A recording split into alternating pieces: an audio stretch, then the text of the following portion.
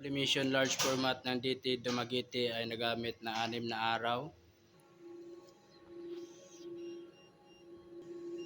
Ito naman yung printer head area. Ito naman yung capping.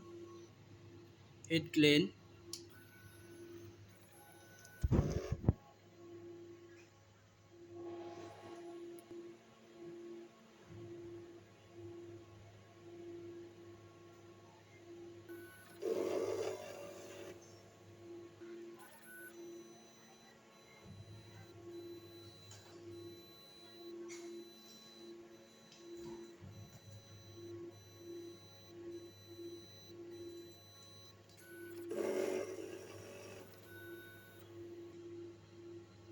Punasan ng wiper pagkatapos mag-head clean.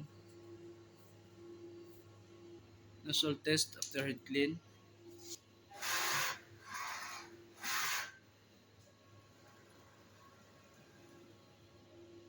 Ang system tama lang. Ground wire, AVR, waste tank. Linis lang po ito every Tuesday. Ito po yung stock namin na SIM-YK. Ito naman po yung subli paper roll.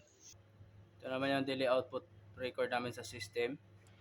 Consumable withdrawal sa system.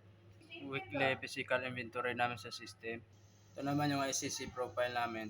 Yan lang po. Salamat.